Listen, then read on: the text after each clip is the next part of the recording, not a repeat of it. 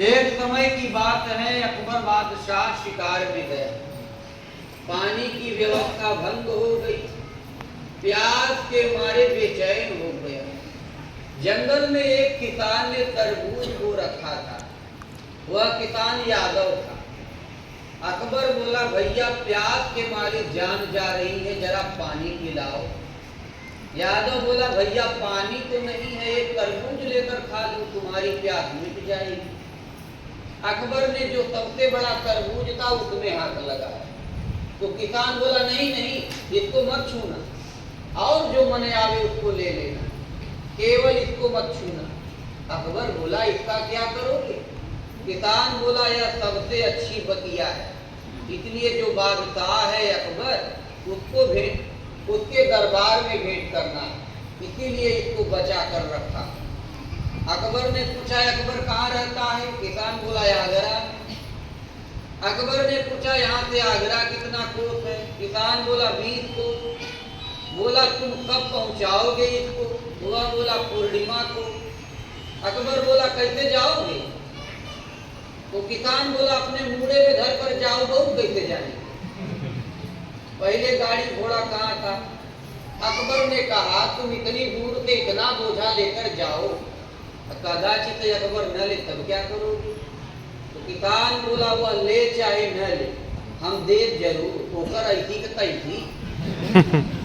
हमार मालिक है, हमार राजा है, हमार फर्ज है, कर्तव्य है, हमें आपन पूरी कर, वो चाहे ले चाहे उफत पड़े। अकबर बड़ा खुश हुआ और चुपचाप चला गया। पूर्णिमा के दिन सारा कार्यक्रम बंद, उसी की प्रतीक्षा कर रहा था बैठकर बादशाह। तब बादशाह के मंत्रियों ने कहा, हजूर आज आप कुछ नहीं कर रहे हैं।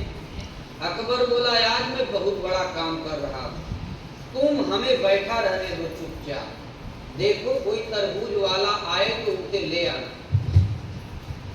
12 बजे वह किसान पसीने में तरबतर पहुंचा तरबूज लेकर, तो किसी ने रोका ही नहीं, सब फाटक खुल गए। सट से पहुंचा, तरबूज रखा, प्रणाम किया और ताका, देखा अकबर की तरफ, तो सोचा, अरे यह तो वही है जिसके हम बहन बिटिया गली आए थे। और एक बादशाह को गाली देने का अर्थ होता है फांसी, करवा फांसी जरूर दे।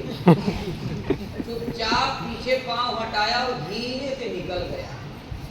जब निकल गया तो बादशाह उस समय कुछ फाइल देख रहा था, ऊपर से उठाया, देख लिया था पहले, पर फाइल की ओर निगाह थी। अकबर बोला दरबारियों से कि जो व्यक्ति तरबूज लाया वह कहाँ है? वह बहुत भला आदमी है, हमारे देश का सबसे बड़ा नागरिक है, ऐसा वफादार आदमी हमने देखा ही नहीं। और पूरा किस्सा कह सुनाया। अकबर बोला, उसको जल्दी लाओ, हम उसको बहुत बड़ा इनाम देंगे। तब लोग दौड़े, 7वां अंतिम फाटक डांक रहा था, इतने में घेर कर पकड़ लिया। किसान ने सोचा, सरवा पकड़ तो लिया है, न बचन का। अब वह चर्चा का विषय हो गया। तब वह 7वीं फाटक वाला सिपाही बोला, भैया आज तुमको बहुत बड़ा इनाम मिलेगा, हमको क्या दोगे? किसान मन ही मन जानता था कि क्या इनाम मिलेगा, बस प्राण बच जाते। तो बोला, भैया जो मिलेगा उसका आधा तुम्हारा। दूसरी फाटक वाला सिपाही बोला, भैया हमको क्या मिलेगा, हमको भी कुछ पुरस्कार मिलना चाहिए, आपको बधाई हो।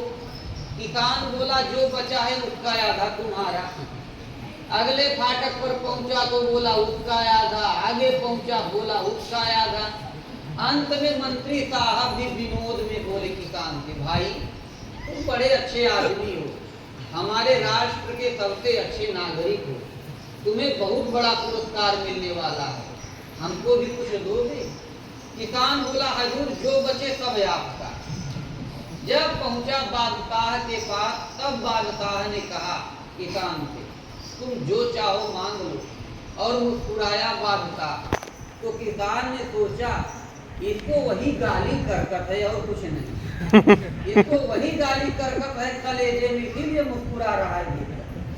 नवन नीच का यति दुख दाई जिन यंत्र धन पुरद बिलाई। इसका कौन ठिकाना? बादशाह ने कहा जो चाहो मांग लो। किसान ने सोचा कह रहा है जो चाहो मांग लो, हम कोई भला काम तो किए नहीं है और बड़ाई नाम देता है कुछ हो। सोचा किसी तरीके से प्राण बच जाते, तो सोच विचार कर बोला हजूर 5 तो पनही हमें मिलेगा चाहिए। बादशाह बोला 5 तो पनही? अरे अरे यह क्या मांग लिया? किसान बोला हजूर यह मुंह बड़ा खराब है, जंगल में कोई संगत तो है नहीं, भले आदमियों जो अच्छी बोली निकले, अट बट निकला ही करता है, जुबान है, हालांकि मोर कलेजा साफ है। तो यह जुबान तबे उधरी जब 5 तो पनही मिल जाए। लोग हंसने लगे।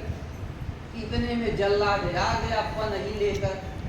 बादशाह बोला भाई पहले तुम्हारा वाला हो जाए फिर मैं अपना वाला करूंगा।